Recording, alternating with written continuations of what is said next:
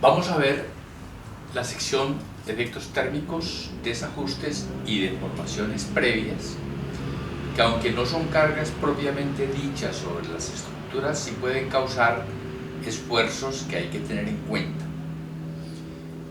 Y luego veremos entonces una introducción a la sección esfuerzos sobre secciones inclinadas. Empecemos con los efectos térmicos. ¿Recuerdan ustedes de la física que por cambio de temperatura tenemos una deformación unitaria por temperatura, que es esta expresión: coeficiente de expansión térmica por el cambio de la temperatura? Como esto es adimensional y esto está en grados, entonces alfa estará en 1 sobre grados. Y como hemos visto, deformación unitaria por longitud pues es el cambio total de la longitud del elemento. Cuando hay cambios de temperatura en una estructura estáticamente determinada, es decir, aquella que tiene las restricciones estrictamente necesarias para que sea estable y se pueda usar como estructura, esos cambios de temperatura no causan problema. El problema está cuando las restricciones son más de las necesarias, que se impiden ciertos movimientos de la estructura que el cambio de temperatura provoca. Cuando se impiden esos movimientos se generan esfuerzos internos. Veamos este ejemplo. Tenemos una barra de plástico, dos tramos prismáticos de sección transversal circular con estos diámetros. Sus longitudes son esta y esta. Y entonces nos dicen que el módulo de elasticidad del plástico es 6 gigapascales, el coeficiente de expansión térmica o dilatación térmica es esta, y nos dicen: sometemos la estructurita a un cambio de temperatura de más 30 grados centígrados, es decir, aumentamos la temperatura, y nos piden que hallemos primero la fuerza normal que se genera allí, el esfuerzo de compresión máximo en el elemento, en la barra, y el desplazamiento del punto C, de esta sección C, en ese proceso. Entonces,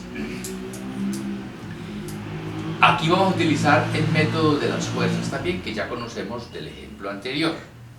Y entonces escogemos una de las reacciones en los apoyos como incógnita y tomamos el sistema base estáticamente determinado correspondiente a esa incógnita, y entonces establecemos la ecuación de compatibilidad de deformaciones, que es que la deformación, el desplazamiento del apoyo debido a la temperatura más el desplazamiento del apoyo debido a la incógnita tiene que ser 0, porque el punto en el sistema original no se mueve.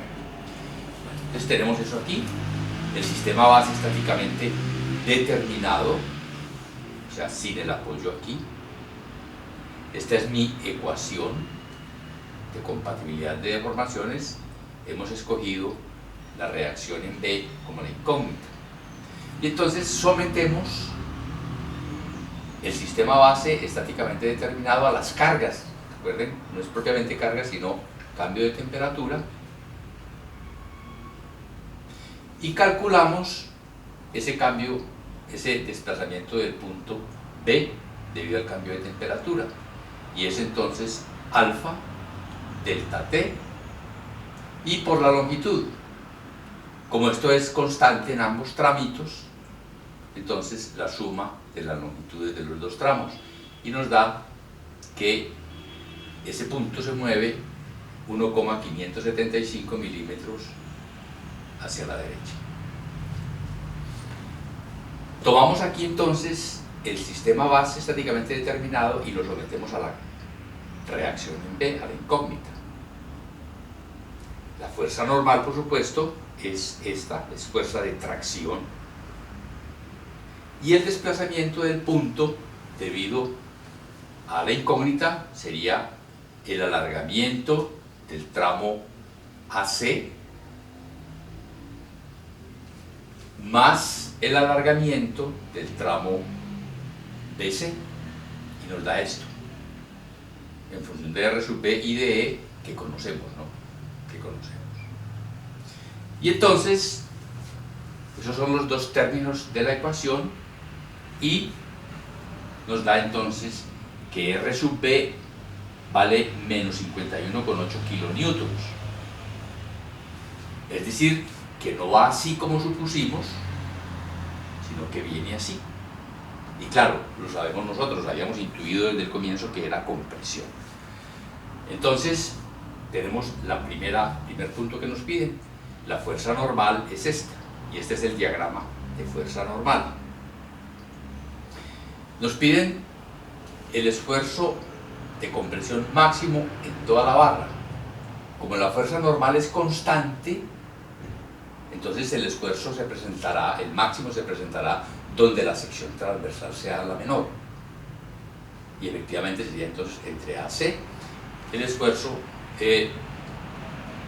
cortante máximo sería 51,8, la normal, por esto, y es de compresión por supuesto, entre el área de la sección transversal, que sería pi por d al cuadrado sobre 4, en metros cuadrados, que sería entonces esta seccióncita. Y nos da 26,4 megapascales, por supuesto, de compresión. Ahora, nos piden el desplazamiento del punto C. Entonces recordemos que ahí hay dos efectos. Por un lado, la temperatura que trata de alargar la barra, y la fuerza normal, que es de compresión, que la trata de acortar. Entonces, ¿qué pasa con el punto C? El punto C, por un lado, debido a temperatura, estamos aquí, ¿no? Estamos aquí. Debido a la temperatura, se quiere mover hacia allá, y debido a la fuerza normal, que es de compresión, se quiere mover hacia acá. Y entonces aquí tenemos esos dos términos. Por un lado, la temperatura por la longitud, por otro lado, deformación unitaria por normal por la longitud, y nos da finalmente que esto vale menos 0.315 por 10 a la menos 3 metros, es decir, 0.315 milímetros se mueve, y se mueve hacia la izquierda. Vale decir que aquí, debido a ese cambio de temperatura, la barrita nos quedaría así, con esto que sería el delta C que acabamos de calcular, el delta C que acabamos de calcular. O sea, esa es la deformación final ya. Bueno, vamos ahora a los desajustes. Desajustes normalmente son eso, son cambios involuntarios en la estructura proyectada inicialmente. Por ejemplo, cuando se tiene una estructura que se va a ensamblar, se confeccionan, se construyen los elementos, y alguno de esos elementos no nos queda con las dimensiones que quisimos. Cuando los vamos a ensamblar, entonces no cuadran, no encajan, y hay que forzarlos un poquito para que encajen. Cuando lo logramos encajar, pues hemos esforzado la estructura en los elementos, y entonces hay unos esfuerzos internos sin que todavía esté sometido a cargas. Aquí vemos un buen ejemplo de esto, que nos va a permitir seguir paso a paso lo que ocurre cuando se presenta un desajuste, por ejemplo, en este caso. ¿Qué tenemos? 3 postes de concreto de alta resistencia. El área de cada uno es esta, el módulo de elasticidad de ese concreto es este, y nos dicen, si el esfuerzo permisible es de 20 megapascales en el material, ¿cuál es la máxima carga P que podemos aplicar aquí en esa estructura? ¿Qué ocurrió aquí? Que los postes los teníamos previstos todos de 2 metros, pero el poste interior nos quedó 1 milímetro más corto. Entonces, estaba previsto que esta placa con su carga aquí iba a ser soportada desde el comienzo por los 3 postes, pero por el desajuste que tuvimos, solamente empiezan estos 2 a trabajar. Y la limitación, repito, es esta: el esfuerzo permisible no debe pasar El esfuerzo permisible es 20 megapascales. Bueno, entonces, fíjense, en el fenómeno ahí, ¿qué es lo que va a ocurrir? Hay una diferencia de longitud de 1 milímetro. Si nosotros empezamos a aumentar esta carga desde cero, aumentando, al comienzo solamente están estas dos cargándola. Si antes de cerrar esta brechita de 1 milímetro hemos alcanzado en estos dos postes este esfuerzo, ahí termina el problema.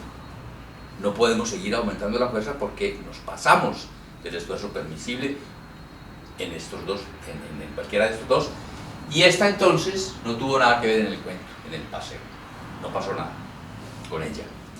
Bueno, pero si al cerrar aquí no hemos alcanzado los 20 megapascales en las externas, quiere decir que podemos seguir aumentando la carga y empieza ahí sí a trabajar el poste central y entonces empieza a deformar. ¿Hasta cuándo lo podemos deformar? Hasta que éstas alcancen su esfuerzo permisible, que son las ya forzadas, es decir, que alcancen su deformación unitaria permisible. Entonces allí, final, estos han contribuido con algo y esta, que empezó un poquito tarde, pero también contribuye con algo hasta alcanzar ese nivel. Esa es la parte física. Ya entendido eso, entonces empecemos. Veamos qué fuerza es necesaria para cerrar la brecha. Y entonces, los esfuerzos en los postes al cerrarse ese, sería entonces deformación unitaria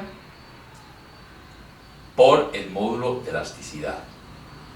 Y la deformación unitaria es lo que se acortan los dos, 1 milímetro entre la longitud original, o sea, esto que tenemos aquí, y por el esfuerzo, el módulo de elasticidad, perdón, nos da 15 megapascales, o sea que no alcanzamos los 20, apenas estamos en 15, podemos seguir aumentando esos otros 5 para los externos y analizar qué pasa aquí. Muy bien, entonces, ya con ese esfuerzo, hasta cerrar la brecha, la P que hemos aplicado es 2 veces, son 2 postes, por el esfuerzo que acabamos de encontrar, multiplicado por el área, y nos da 1200 kilonewtons. Hasta ahí llevamos 1200 y la del centro no ha hecho nada todavía. Ahí empieza. Y entonces, para ver lo que pasa con la del centro y con el resto de las otras dos, entonces tendríamos que el esfuerzo, la deformación unitaria permisible en la máxima sería el esfuerzo permisible sobre el módulo de elasticidad, que sería entonces 20 sobre esto, y nos da 2/3 de 10 a la menos 3. 2/3 de 10 a la menos 3. Y entonces, el épsilon adicional para los postes exteriores es el permisible menos el que tenían cuando cerraron la brecha. Es decir, los 2/3 que acabamos de calcular, menos este que era el que teníamos aquí, al cerrar la brecha, que es, esto es 1/2 por 10 a la menos 3. Y entonces, este es el adicional, épsilon adicional de los postes exteriores. Y la P adicional de los postes exteriores la podemos calcular por ahí, o también, más sencillo, es por proporcionalidad. Porque si los dos postes habían aportado 1200 cuando estaban esforzados a 15, entonces al esforzarse a 20 han aumentado 5, o sea que por proporcionalidad podemos encontrar el aporte adicional, y lo tenemos aquí, 1200 sobre 15, estado original, por la diferencia, por los 5, nos da entonces 400 kilonewtons. Entonces los dos postes exteriores han aportado en total 1600 kilonewtons. ¿Qué pasa con la del poste interior? Y entonces veamos cuál, ya sabemos entonces, veamos que la deformación, el acortamiento del poste exterior es esto, ¿no? La del poste exterior es el épsilon permisible por 2, que es la longitud original de los exteriores, y esto nos da 4 tercios de 10 a la menos 3, 4 tercios de 10 a la menos 3 metros, en que los de afuera se acortaron. Y este se acorta entonces, eso menos este pedacito. Y entonces el delta del poste interior es eso que acabamos de calcular menos ese, el milímetro. Entonces nos da 1 tercio de 10 a la menos 3. O sea, el poste interior se ha acortado esa cantidad. Y entonces allí ya podemos calcular cuánto es el epsilon del poste interior, lo multiplicamos por el módulo de elasticidad, encontramos el sigma de ese poste, lo multiplicamos por el área del poste y nos da entonces el aporte del poste interior. Eso lo tenemos aquí, el esfuerzo por el área del poste interior, que es deformación unitaria por módulo de elasticidad y por el área. Y es lo que tenemos aquí, delta del poste interior, que acabamos de calcular, sobre la longitud original. Recuerden que mide 1,999 originalmente, y por el módulo de elasticidad y por el área, y nos da 200 kilonewtons. Es decir, que la P permisible, esta P permisible, entonces finalmente es el aporte de los exteriores, que fueron 1200 más 400 y más los 200 del interior, más 200 del interior, y eso nos da entonces en total 1800 kilonewtons. Pasemos ahora a este ejemplo de deformaciones previas. Las deformaciones previas generalmente son intencionales para aprovechar mejor las características del material o de los materiales. Eso puede ser en máquinas o puede ser en construcciones civiles, etc. Vamos a ver un ejemplo de una aplicación muy importante, y es en una tecnología del hormigón, y es el hormigón preesforzado o pretensado. ¿En qué consiste eso?